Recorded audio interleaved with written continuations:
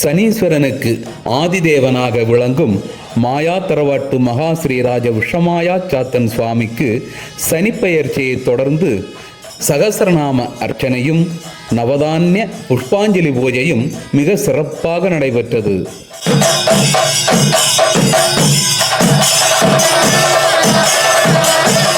அது சமயம் பக்தர்கள் குடும்பத்துடன் கலந்து கொண்டு பகவானை தரிசனம் செய்து சனிதோஷத்திலிருந்து விடுபட பிரார்த்தனை செய்து வழிபட்டு சென்றனர்.